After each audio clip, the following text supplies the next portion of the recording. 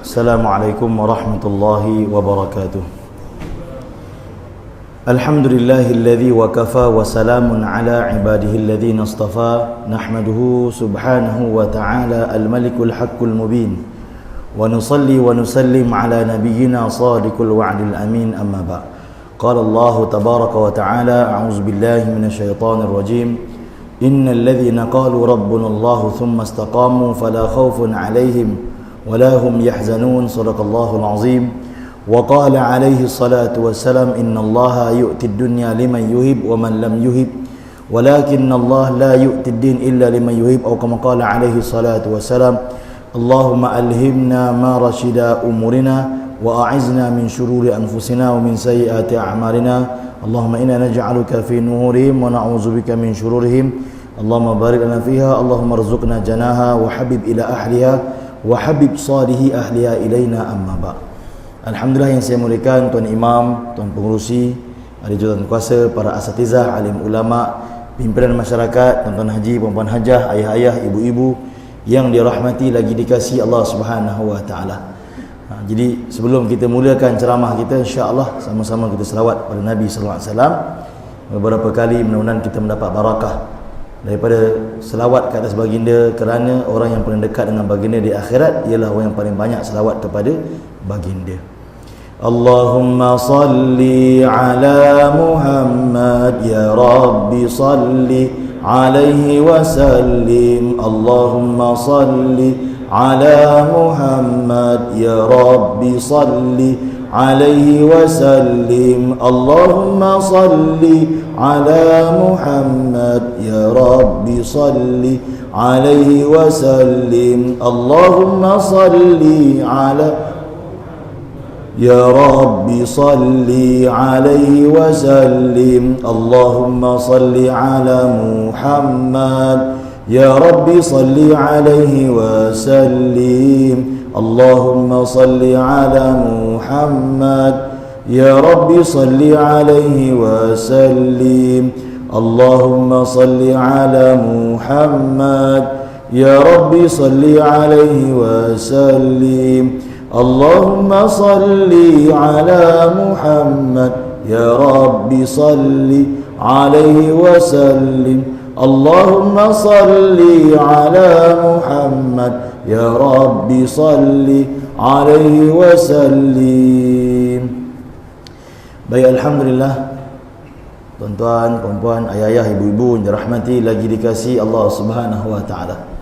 Kita berada pada Rabiul Awal yang juga dipanggil oleh para alim ulama dengan nama Rabiul Anwar. Bulan yang bercahaya-cahaya kerana lahirnya Nabi kita Nabi Muhammad sallallahu alaihi wa alihi wasallam. Bahkan ulama membicarakan tentang kenapa baginda Nabi SAW dilahirkan Rabiul Awal, tidak dilahirkan pada bulan-bulan yang terkenal seperti Ramadan yang disebut dalam Quran, seperti mana Zulkaidah, Zulhijjah yang dipanggil sebagai bulan-bulan haram. Baginda lahir dalam Rabiul Awal yang di sisi masyarakat Arab pun tidak terkenal. Ulama mengatakan bahawa kerana Allah Subhanahu wa taala tidak mahu, seandainya baginda dilahirkan pada bulan-bulan yang terkenal seperti Ramadan contohnya, maka orang akan berkata mulianya Nabi SAW itu. Kenapa Nabi mulia? Kerana lahir Ramadan. Seakan-akan Nabi itu menumpang kemuliaan bulan Ramadan. Allah tidak mahu. Maka Allah Jalla wa'ala telah lahirkan Nabi kita Nabi Muhammad SAW pada bulan yang tak terkenal, bahkan tiada dalam Quran, tak terkenal di sisi masyarakat Arab, iaitu Rabiul Awal. Kenapa? Kerana hingga hari ini akan dikatakan mulianya Rabiul Awal. Kenapa mulia? Kerana Nabi lahir Rabiul Awal. Maka Rabiul Awal yang menumpang kemuliaan Nabi kita Nabi Muhammad sallallahu alaihi wa alihi wasallam. Tuan-tuan, puan-puan, ayah, ibu-ibu yang dirahmati lagi dikasihi Allah Subhanahu wa taala. Kita mengadakan majlis Maulid Rasul bukanlah kerana apa-apa, melainkan kerana cinta pada Nabi. Kerana cinta kita pada baginda Nabi sallallahu alaihi wasallam. Maka sebab itu kita perlu melihat apakah erti kecintaan ataupun syarat kesempurnaan cinta pada Nabi itu di sisi akidah kita Ahlussunnah wal Jamaah, Al-Asy'ariyah wal Maturidiyah, dalam bab mencintai Nabi. Ulama kita mengatakan bahawa dalam bab mencintai Nabi SAW ini 4 perkara. Pertama, mencintai baginda itu sendiri. Mencintai baginda itu sendiri. Apa bukti satu orang itu cinta pada baginda? Baginda sendiri beritahu, man ahya sunnati faqad ahabbani. Siapa yang hidupkan sunnahku, maka dialah orang yang cinta pada aku. Ini jelas baginda beritahu, man ahya sunnati faqad ahabbani. Siapa yang hidupkan sunnahku, maka dialah orang yang cinta pada aku. Maka sebab itu kita kena tengok kehidupan baginda, sunnah baginda dari segi surah, luaran Nabi daripada hujung rambut sampai hujung kaki Nabi, dari segi sirah, perjalanan hidup Nabi, dari segi sir ataupun sarirah, fikir risau rusing Nabi dan tangisan Nabi terhadap umat, dari segi sunnah adat, ibadat dan sunnah dakwah, dari segi sunnah qauliyah, fi'liyah dan takririyah. Ini semua pembicaraan ulama mengenai tentang sunnah Nabi SAW. Maka kita boleh lihat dalam kehidupan kita sejauh manakah kita amalkan sunnah. Bahkan ada setengah-setengah insan yang kita nampak dia biasa-biasa je, nampak macam tak pakai serban besar, biasa je. Tetapi ada setengah insan yang istiqamah dengan satu sunnah, yang daripada satu sunnah itu telah keluar nur cahaya. Daripada sunnah yang diistiqamahkan tadi mungkin 20 tahun, 30 tahun, menyebabkan nur cahaya keluar daripada tubuh dia, daripada cahaya sunnah yang diamalkan istiqamah tadi, menyebabkan dia dipandang penduduk langit. Kita tengok orang tu biasa je, tak pakai serban pun, tapi ada satu sunnah di istiqamah. Boleh jadi sugi, dia istiqamah. Boleh jadi suka senyum dekat orang, jumpa orang senyum, orang tengok senang hati. Orang kalau stres cari dia, jumpa dia senyum, insyaAllah lega je. Ataupun sunnah suka bagi orang makan, istiqamah 30 tahun dah, memang suka bagi orang makan. Masak apa mesti bagi jiran, Masya Allah. Bagi minum kat kedai, dia tak ada tabiat bangun pergi kat cashier, bayar yang pinggan saya, yang lain pandai-pandai dia bayar. Ni dia tak ada tabiat tu. Dia pergi kat cashier, dek bayar yang meja saya semua sekali. Bagi orang makan, jamu orang makan. Istiqamah lama dah. Maka istiqamah dengan sunnah ini akan keluar nur cahaya yang menyebabkan dia dipandang penduduk langit. Itu kalau satu sunnah di istiqamah. Kalau dah sekian tahun, 30 tahun, 40 tahun di istiqamah dengan banyak sunnah, daripada hujung rambut sampai hujung kaki, maka lebih-lebih lagi lah dia akan dipandang dan dikasihi oleh penduduk langit. Kerana Nabi kekasih Allah. Tuan-tuan, ayah-ayah, ibu-ibu yang dirahmati lagi dikasihi Allah. Maka sebab itu kita perlu tengok dan renung diri kita. Kalau kita kata kita cinta Nabi, sejauh manakah kita bawa kehidupan Nabi, sunnah Nabi dalam kehidupan kita, ataupun hanya jadi maklumat je. Untuk maklumat kita tahu Nabi pakai serban, Nabi pelihara janggut, Nabi sembahyang berjemaah ke masjid, Nabi suka bantu orang, Nabi suka bagi orang makan, Nabi ihsan terhadap haiwan, Nabi SAW malam hari akan bangun menangis munajat depan Allah. Sekadar maklumat, tapi tidak ada ma'mulat. Ma'mulat ni apa? Amal. Ada orang dah 20 tahun duduk kuliah, tapi hanya maklumat. Jadi yang ini tuan-tuan, kita nak bagaimana maklumat ilmu yang kita ada tu ditransfer menjadi ma'mulat, jadi amalan. Bukan hanya jadi maklumat, tetapi jadi ma'mulat. Daripada maklumat kepada ma'mulat, daripada ilmu kepada amal. Kalau hanya tahu je, ramai orang tahu, tetapi tidak jadi amal. Jadi kita nak transfer daripada ma'mulat, daripada maklumat kepada ma'mulat. Daripada kita tahu ini sunnah Nabi kepada amal. Masya Allah. Kita usaha sikit-sikit. Kita tengok, memandang kebaikan orang, sunnah. Bila orang cerita buruk pasal orang, oh minta maaf saya tak tahu pasal dia. Bukan bila orang cerita buruk pasal orang, awak baru tahu tu je, yang awak tak tahu saya tahu. Banyak lagi sebenarnya yang lagi buruk dia ni. Tambah lauk. Jadi rancak pula kawan tu buruk kita. Imam Hasan Al-Banna kata, satu orang yang burukkan orang di depan kita, ketahuilah di belakang kita dia pun burukkan kita. Jangan main-main kan. Depan kita dia burukkan orang, kita pun rancak tambah nasi. Di belakang kita dia burukkan kita pula. Sebab memang tadi ada suka burukkan orang. Maka berhati-hati. Jadi tanda cinta pada Nabi ni kata ulama, bawa sunnah dalam kehidupan. Maka sebab itu kita kena usahakan ayah-ayah. Bahkan ulama kata sunnah yang kekal sehingga dalam kubur, bahkan 24 jam dapat pahala daripada sunnah janggut. Pun begitu ulama berbeza pandangan mengenai panjang janggut. Dalam hadis Bukhari, Abdullah bin Umar kata segenggam. Dalam beberapa hadis yang sahih Nabi kata panjangkan janggut.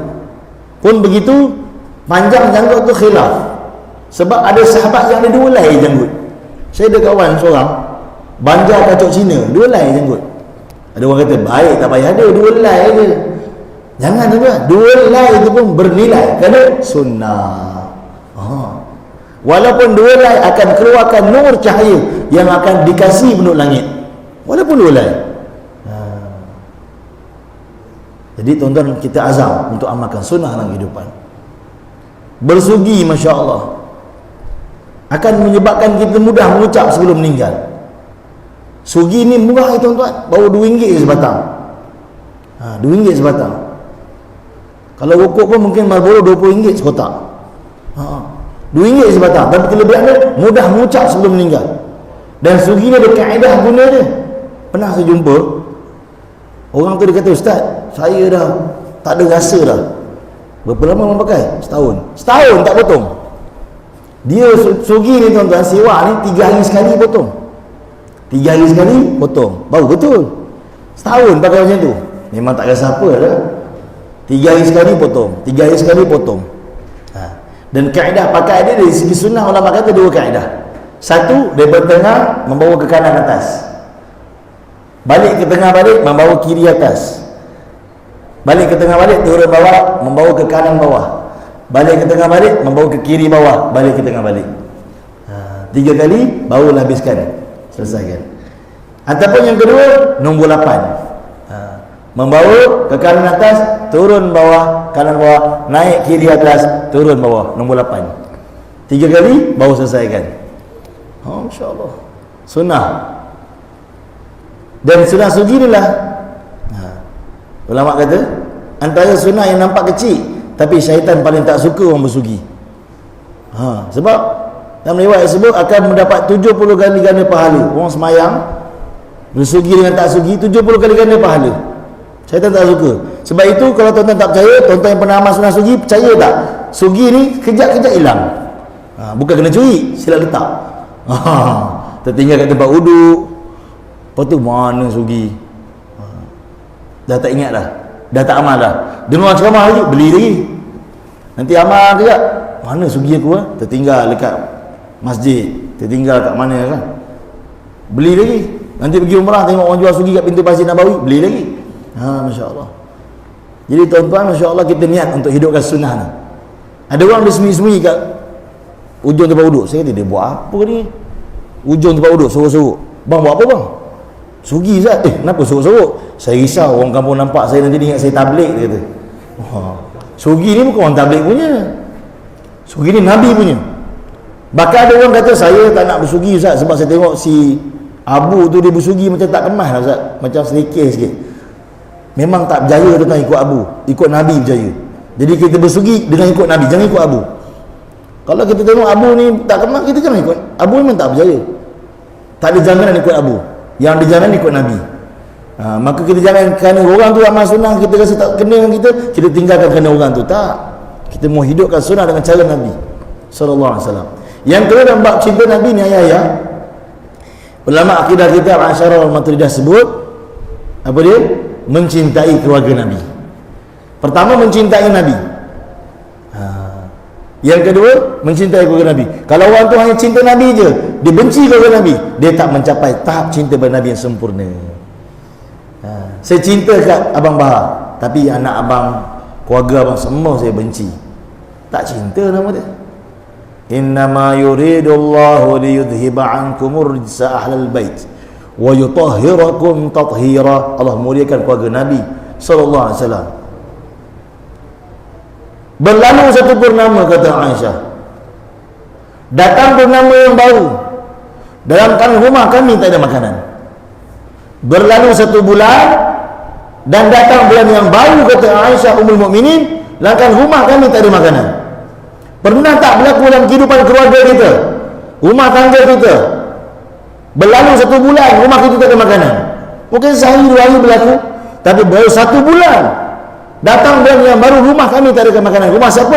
Rumah Habibullah, kekasih Allah. Keluarga Nabi telah korbankan begitu banyak kehidupan mereka, diri, harta, masa, keusahaan mereka alami untuk bawa manusia pada Allah, untuk bawa umat ini kepada Allah, untuk bawa umat ini masuk dalam surga Allah, selamat daripada api neraka Allah. Maka begitu bodoh dan malangnya orang yang benci keluarga Nabi. Kenapa? Kerana keluarga Nabi begitu susah kehidupan mereka untuk kita kenal Allah. Bahkan dalam banyak kisah, bila Nabi dijamu oleh sahabat, Nabi akan beritahu pada sahabat tu, bungkuskan makanan tersebut, kerana Fatimah beberapa hari tak makan. Beberapa hari tak makan. Sehingga kan Syekh kami pernah beritahu, dia kata, seandainya berlaku satu ketika kamu lapar sangat perut ni, jangan terus pergi beli makanan, angkat tangan doa, ya Allah, perkara yang telah menyinggah di perut Nabi dan keluarga Nabi telah menyinggah perut saya pada hari ini, kau terimalah saya, bawa pergi makan. Masya Allah, nak ambil berkat tu, barang dah pun habis, jangan terus pergi beli dulu. Ulama kata, doa dulu, ya Allah, perkara yang pernah menyinggah di rumah Nabi tak ada makanan telah menyinggah di rumah saya, bawa pergi beli, ambil berkat, kau terimalah saya, ya Allah. Ni tuan-tuan, Masya Allah, nak bagi tahu betapa dahsyatnya keluarga Nabi. Dan tok nenek kita telah buktikan yang mereka cinta keluarga Nabi. Bukti dia daripada Perlis sampai Johor Bahru, tuan-tuan tengok berapa ramai orang nama Fatimah, ramai orang nama Hasan, ramai nama Husain, ramai orang nama Aisyah, ramai. Tapi sayangnya pada zaman ini, kalau letak nama anak Fatimah letak nama, ini nama untuk tua dulu. Tuan-tuan, Fatimah ialah wanita yang dijamin syurga oleh Allah. Letak nama Hasan dan Husain, ini nama orang dulu bolehlah. Pak Teh Hasan, Pak Anjang Husain, ni orang lama-lama ni. Lapis kita mau kena letak lain sikit, nama pelik-pelik sikit, sampai cikgu sekolah pun pening nak sebut. Letak nama pelik-pelik, lepas tu jumpa ustaz, apa maksud nama anak saya? Masa dia letak itu tak tanya, dah letak tanya kita. Sedangkan Nabi aja, Masya Allah, anak-anak Nabi nama mufrad je, tuan-tuan. Mufrad ni apa? Satu perkataan. Fatimah, Zainab, Abdullah, Ibrahim, satu nama je. Nabi-Nabi pun nama mufrad. Adam, Idris, Nuh, Hud, Saleh. Kita nama 7 Nabi, 7 nama Nabi.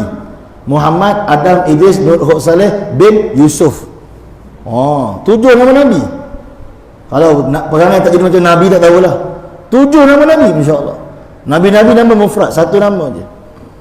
Anak Nabi pun nama mufrad, Masya Allah. Bukanlah salah letak nama panjang, tak salah.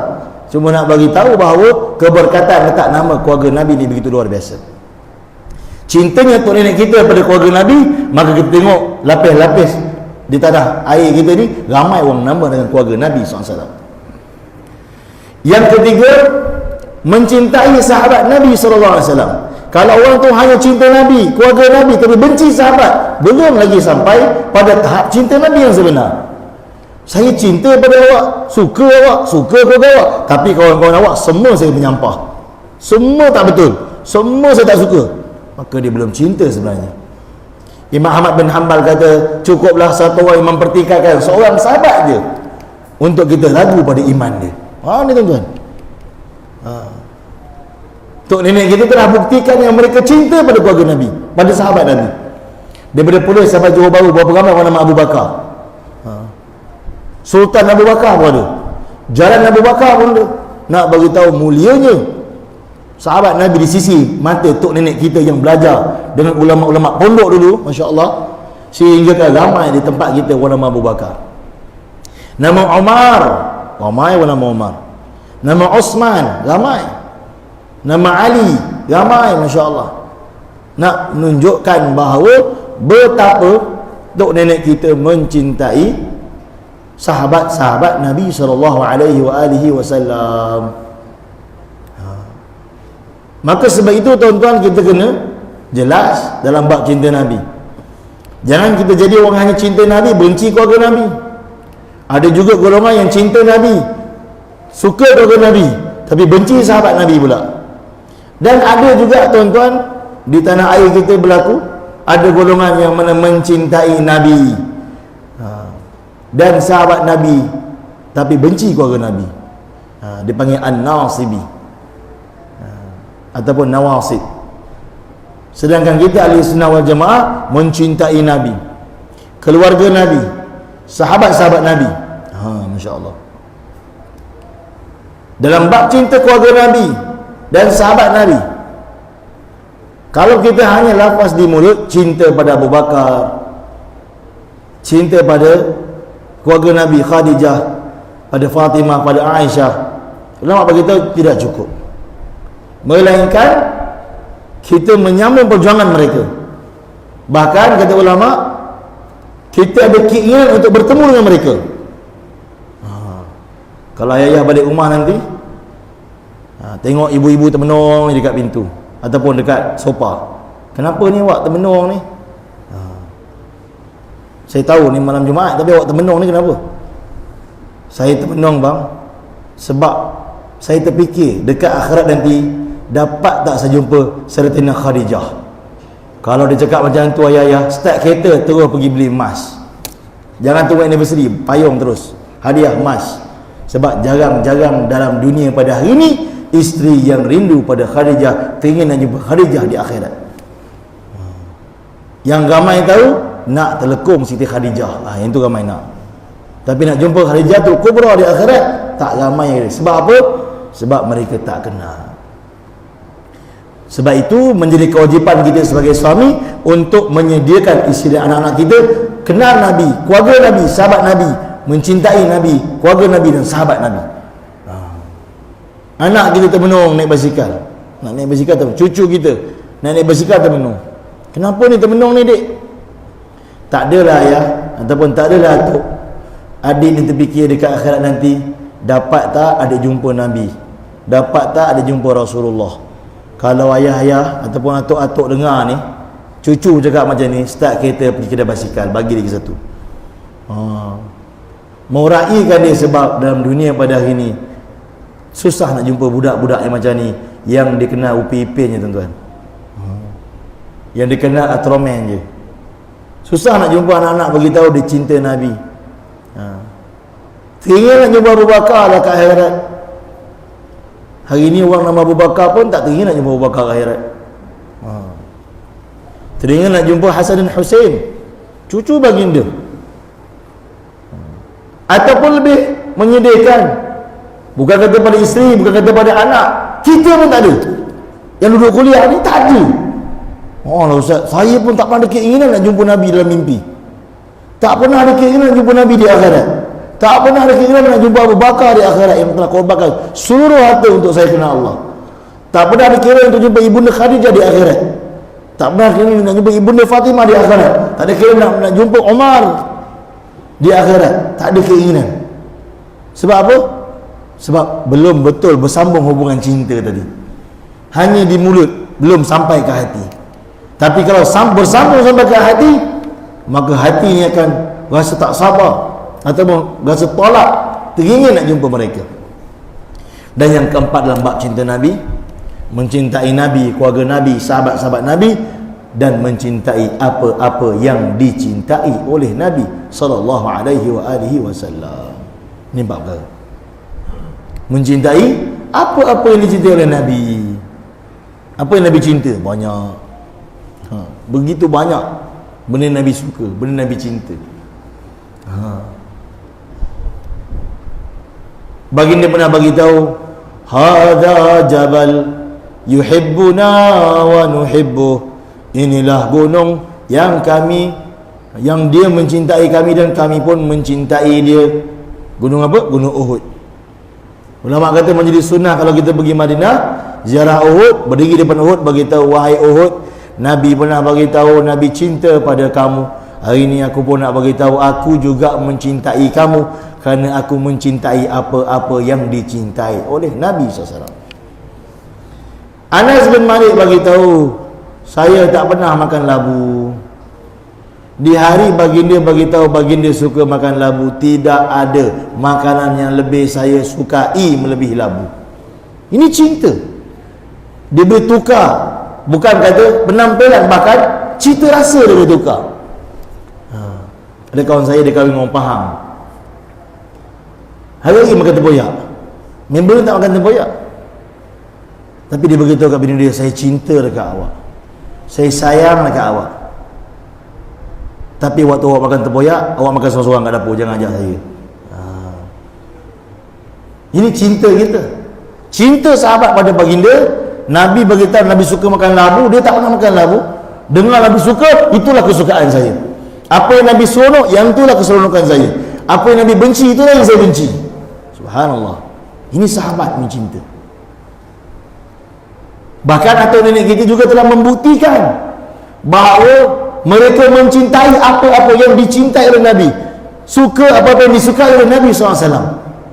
Sebab itu tuan-tuan, kita kena rasa bangga dan syukur kerana atuk nenek kita telah menyediakan kepada kita satu keadaan agama yang masih sama seperti mereka terima dulu. Macam mana dia belajar rokok, macam itulah kita belajar rokok ini, tak ada lain tuan-tuan. Macam mana dia baca Fatihah dulu dia belajar, macam itulah ini kita baca Fatihah, tak berubah. Tuan-tuan pergi di China, apa yang berlaku? 2016 kita keluar dakwah di Xi'an di China. Di China bila Mao Zedong bawa ideologi komunis, dia telah sekat orang Islam untuk amalkan agama. Hidupkan pelita pun dia bunuh. Dia ingatkan orang Islam nak baca Quran. Maka tok nenek orang Cina telah tiun Quran tu bunyi opera, supaya nak kekalkan Quran untuk anak cucu mereka dapat jumpa Quran. Bacaan Quran tukar bunyi opera. Nak jaga. Bila mana tuan-tuan yang mulia, komunis dah benarkan untuk amalkan agama, maka orang Islam telah terpecah kepada 3 di China. Orang Islam di China tak ramai, seramai rakyat Malaysia 30 juta. Seluruh rakyat Malaysia sama dengan jumlah seluruh orang Islam di negara China, 30 juta lebih kurang. Bila mana orang Islam dia boleh amalkan agama, terbagi pada 3. Pertama, golongan lapis tua-tua, orang tua-tua pada ketika itu, dipanggil mazhab qadim. Ni kita bukan dengan cerita orang, kan kita pergi sendiri, kita keluar dakwah di Xi'an. Mazhab qadim ni macam mana? Dia mengekalkan apa yang tok nenek dia ajar, sedangkan tok nenek dia itu tiun Quran kepada bunyi opera untuk jaga Quran tu supaya tak hilang. Tetapi disebabkan tok nenek mereka tak sampai kepada mereka bahawa yang kami buat ni adalah salah, yang betulnya lain, yang buat ni sebab nak jaga Quran. Hingga ke hari ni mazhab qadim masih diamalkan di China. Dia baca Quran bunyi opera. Tuan-tuan ayah nak pergi, carilah masjid-masjid di China yang berusia 1000 tahun. Di China ni ada masjid 1000 tahun, 1100 tahun, zaman sahabat dibina. 1200 tahun. Masjid dia belantakan buluh tuan-tuan. 1200 tahun masjid tu dibina. Terkejut saya dengar 1200 tahun, subhanallah. Zaman sahabat dibina. Sekali imam dia naik, Allah Akbar, Alhamdulillah. Dia ni menyanyi ke baca Fatihah? Qul huwallahu ahad, kita tak faham. Macam menyanyi, tahu-tahu ada qul huwallahu punya. Saya bersyukur masa tu semayang bukan sebelah orang Melayu, kawan-kawan semayang tempat lain. Kalau saya sebelah sah, seorang lagi bunyi, memang bergulung lah saya ketawa. Sebab kita tak mendengar. Dia ni baca apa ni? Bila kita tanya, rupanya kesan daripada tiun bunyi Quran tadi. Yang kedua, bila mana sebahagian daripada mereka telah sambung belajar di Azhar, ataupun sebahagian mereka telah keluar dakwah di India, Pakistan, Bangladesh, maka mereka balik, mereka bawa mazhab Hanafi. Ahli sunnah macam kita, mazhab Hanafi, baca Quran sedap macam Imam Mekah. Dan sebagian lagi minoriti lah di China ni ialah orang yang anti mazhab. Tuan-tuan pun faham siapa? Sikit lah, tak ramai. Ni 3 golongan di China. Tapi kita tuan-tuan mulia, tak ada pun kita jumpa di Perlis ke, di Kedah ke, di Johor ke, orang baca Quran bunyi irama Melayu, ada? Tak ada. Dondang sayang, tak Melaka baca Fatihah bunyi dondang sayang. Si ada gazal backup belakang, tak ada. Sebab apa? Tok nenek kita telah jaga agama sehingga mereka terima sehingga hari ini sama, tuan. Tak berubah, sikit pun tak berubah. Macam mana mereka terima dulu, begitulah hari ini kita dapat. Sebab itu kita mau syukur pada Allah. Rasa terima kasih kepada tok nenek kita. Jadi mereka membuktikan mereka juga mencintai apa-apa yang dicintai oleh baginda Nabi SAW. Antara buktinya banyak. Antaranya, kalau tuan-tuan perasan, dalam hampir setiap majlis-majlis kita, kalau jamuan mesti ada buah temikai. Kenduri, talil temikai, doa selamat temikai, maulud, maknanya tak tahu ada temikai ke tak. Biasa kalau kampung-kampung maulud ada temikai. Kalau kat Johor, sirap bandung soda. Tu kalau Johor lah. Orang nak pergi Mekah umrah temikai, pergi haji temikai. Anak bersunat anak, yang bapa doa selamat, makan temikai juga. Hari jadi temikai. Tak lari tuan-tuan, temikai ni biasanya ada. Kenapa? Kerana dalam Syama'il Muhammadiyah, hadis yang pertama dalam bab buah-buahan kesukaan Nabi, hadis temikai. Masya-Allah. Tok nenek kita telah buktikan bahawa mereka mencintai, mereka suka apa-apa yang Nabi suka. Subhanallah. Tanpa kita sedar, kita baru tahu Nabi makan temikai punya. Selama ni kita ingat Nabi makan kurma aja. Dalam hadis sebut, hadis pertama dalam kitab Syama'il Muhammadiyah. Jadi tuan-tuan, masya-Allah, sebab itu kita dalam bab mencintai Nabi ni kita kena tengok 4 perkara tadi.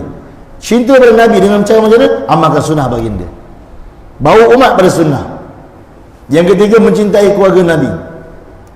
Adakah kita ada keinginan untuk ikut mereka, nyambung perjuangan mereka, mencintai mereka, ada keinginan nak jumpa mereka di akhirat, bahkan gembira bila letak nama anak dengan nama Fatimah, nama Hasan, nama Husain, nama Aisyah, nama Khadijah, nama Zainab, nama Abdullah, gembira letak nama dengan nama keluarga Nabi, nama Abbas, gembira. Yang ketiga, mencintai sahabat Nabi, gembira letak nama anak Abu Bakar, nama Omar. Biarlah orang kata ini nama lama, nama orang tua. Tidak, ini nama orang yang dijamin syurga oleh Allah. Nama-nama yang lain tak ada jaminan. Nama-nama dijamin syurga, nama Nabi-Nabi, nama sahabat. Ini nama-nama orang yang telah jamin syurga melalui lidah Nabi SAW, dijamin syurga. Dan azam untuk mencontohi mereka ini para sahabat dalam bab mencintai Nabi.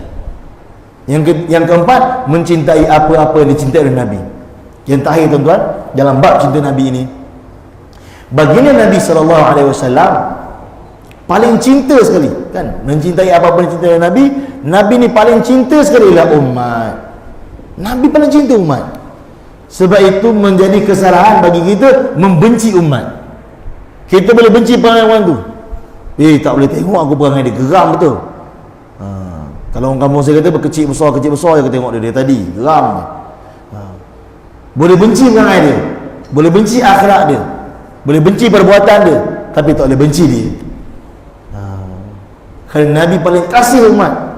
Kalau nak dapat cinta Nabi, kena cinta pada umat, kena kasih pada umat. Tengok orang tutup aurat, kesian dia, ya Allah, bagi hidayah pada ya Allah. Kalau dia dapat Islam, dia lebih baik daripada saya. Kena kasih umat ni, sayang pada umat.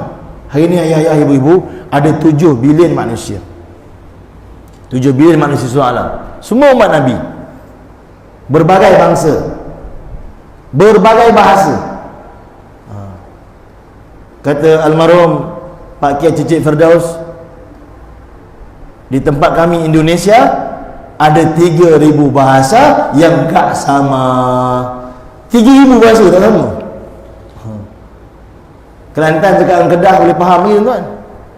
Di Indonesia kata Pak Cicit Firdaus ada 3,000 bahasa yang tak sama. Orang Jawa cakap orang Banjar, cakap bahasa pure, tak faham. InsyaAllah 3,000. Itu baru Indonesia. Di negara-negara lain lagi, InsyaAllah. Arab je, dia punya Amiyah je berapa banyak bahasa. Dekat Saudi kita cakap kam berapa, masuk Jordan tak pakai kam dah, berapa? Gadesh. Berapa jauh kam dengan Gadesh? Bayangkan. Ada 7 bilion umat ni tuan-tuan. Bukan saja berbeza bahasa, bahkan makan pun berbeza. Ada tempat yang Allah Ta'ala keluarkan, ternakkan, suburkan lembu lebih banyak pada orang. New Zealand, lembu lebih banyak pada orang. Subhanallah. Ada tempat yang orang makan roti, Allah suburkan gandum di sana. Kita keluar dakwah baru ni di Mesir, daripada Kahirah kita nak pergi ke Iskandaria, lalu ladang gandum denun. Kita biasa makan biskut denun tu kan, ladang macam lautan, sebab di sana orang makan roti. Ada yang makan nasi lah, tapi banyak kan makan roti. Ada setengah tempat kita yang mula mereka makan jagung. Cuba ya bayangkan kalau kita pergi negara tu, pagi jagung masak kari, tengah hari masak asam pedas, jagung kan tuan. Menangis kita makan jagung. Ada tempat di Afrika makan kentang. Makan kentang je. Kentang masak kari, tengah hari kentang masak singgang. Dia jadi makanan ruji dia, kentang. Insya-Allah. Jadi tuan-tuan, dalam berbagai bahasa, berbagai bangsa, berbagai rupa, berbagai cita rasa ini, Allah SWT satukan kita semua menjadi umat Nabi SAW. Maka sebab itu kita kenal kasih pada umat. Bayangkan 5 bilion manusia tak kenal Allah daripada 7 bilion tadi. Mereka makan setiap hari makanan yang Allah bagi, mereka minum setiap hari minuman yang Allah bagi, tapi sekalipun tak pernah rokok pada Allah, tak pernah sujud pada Allah, bahkan dia tak kenal siapa Allah. Dia tak kenal siapa yang bagi makan pada dia, tuan-tuan. Bayangkan satu orang ayah yang bagi kita 500 tiap bulan, kita tak kenal dia siapa. Selisih dengan dia, kita takkan ucap terima kasih sebab tak kenal. Allah bukan bagi 500 tiap bulan, Allah jaga kita, pelihara kita, bagi kita makan, bagi kita minum, jaga kita di kala kita tidur, di kala kita jaga, di mana saja kita berada. Allah sempurnakan keinginan kita. Dialah Allah yang telah menjaga kita siang dan malam, memelihara kita, menyempurnakan seluruh keinginan makhluk. Tapi kita tak kenal siapa pencipta dia, tuan-tuan. Kalaulah dia mati dalam keadaan itu, maka perkara ini akan menyedihkan hati Nabi SAW. Daripada 2 bilion orang Islam pula, di kalangan mereka ada yang tak salat, tak sempat taubat, dan mereka mati, apa nasib mereka di akhirat? Di kalangan orang Islam ada yang tak puasa, tak sempat taubat, dan mereka mati, apa nasib mereka di akhirat? Di kalangan orang Islam ada yang makan riba, makan rasuah, makan duit haram, makan duit syubhah. Alah, asal barang menjadi duit, ambil je lah, angkat je, tak sempat taubat, dan mereka mati, apa nasib mereka di akhirat? Maka perkara ini menyedihkan hati Nabi SAW. Maka sebab itu ayah-ayah, ibu-ibu, kita kena fikirkan bagaimana untuk menyempurnakan cinta kita pada Nabi, ialah menyempurnakan cita-cita Nabi. Menyempurnakan cinta Nabi itu dengan menyempurnakan cita-cita Nabi. Apa cita-cita Nabi? Yang dipahami oleh sahabat, iaitu bagaimana seluruh manusia dapat kenal Allah, beriman pada Allah, dan meninggalkan beriman pada Allah. Maka sebagai itulah, dalam menyempurnakan cita-cita Nabi, untuk mendapat cinta Nabi, untuk bersama Nabi SAW di syurga, maka sahabat daripada 124,000 orang jumlah mereka, 10,000 yang ada di Madinah, makam mereka. 36 di Jannatul Ma'ala Mekah, 2 di Syubaikah, 12 di Taif, 14 di Badar, 70 di Uhud, 10,000 lebih sahaja makam sahabat di sekitar bumi Hijaz, 100,000 lebih yang lain di seluruh dunia alam, untuk menyempurnakan cita-cita Nabi, untuk mendapat cinta Nabi, bagaimana seluruh manusia dapat kenal Allah, beriman pada Allah, dan sebab korban mereka lah kita kenal Allah pada hari ini. Jadi untuk itu ayah ibu-ibu rahmati lagi dikasihi Allah, kita kena fikirkan bagaimana keluarga kita yang jauh daripada Allah, kita nak bawa kepada Allah. Jiran kita nak bawa kepada Allah, kena fikir. Kawan-kawan kita zaman sekolah, sekarang mungkin sama-sama dah pencen macam kita. Kita buka kontak kita, siapa lagi yang kita ajak? Semua dalam kontak itu akan tuntut kita ke akhirat. Siapa yang tak dakwah di dunia, kena dakwah di akhirat, kata ulama. Bahkan seluruh umat ini kita nak fikirkan bagaimana kita dapat sediakan seluruh umat ini dapat datang kepada Allah Subhanahu Wa Taala. Bahkan satu orang kita dapat ajak ke jalan Allah, dapat ajak dia ke surau, dapat ajak dia kembali pada Allah. Inilah perkara yang mengembirakan Allah, mengembirakan Nabi. Inilah perkara yang mengembirakan Nabi SAW, kerana Nabi telah korbankan seluruh hidup Nabi untuk perkara ini. Maka sebab itulah kita kena fikir untuk bawa manusia pada Allah. Untuk itu ayah ibu dirahmati lagi dikasihi Allah, moga-moga Allah SWT terima kita semua. Mudah-mudahan pertemuan kita pada malam ini diterima oleh Allah Subhanahu Wa Taala, malam Jumaat yang barakah. Kita sama-sama hadir dalam majlis untuk memperingati baginda Nabi SAW, agar perkongsian yang sedikit ini bukan hanya jadi maklumat, tetapi jadi makmulat, menjadi amalan untuk kita bawa dalam kehidupan kita untuk mendapat cinta Nabi SAW. Bahkan majlis maulid seperti ini bukan hanya dibuat setahun sekali, bahkan boleh buat tiap-tiap hari di rumah. Dengan cara macam mana? Kita baca hadis Nabi di rumah, buat ta'lim rumah. Itulah amalan maulid di rumah tiap hari. Kumpul isteri, kumpul anak, baca hadis Nabi. Muntakab hadis kita baca. Kisah-kisah sahabat dibaca. Satu hari satu hadis paling kurang. Ataupun setengah jam kita baca. Lagi 23 jam setengah boleh buat benda lain. Setengah jam kita baca paling kurang. Ataupun satu dua hadis. Maka inilah amalan maulid di rumah kita tiap-tiap hari, dalam usaha kita nak wujudkan rasa cinta pada Nabi dan sahabat keluarga Nabi dalam hati isteri dan anak-anak kita. Dan dengan itu Allah akan turunkan rahmat, berkat dan sakinah, dan rumah tangga kita akan bertambah bahagia. Wallahu a'lam. Moga Allah Ta'ala terima kita semua. Moga apa yang saya kongsikan saya dapat amal. Ayah-ayah, ibu-ibu dengan dapat amal dapat sampaikan. Moga Allah terima kita semua di akhirat dapat bersama dengan baginda Nabi sallallahu alaihi wasallam. Kita tangguh sebagai Allah SWT.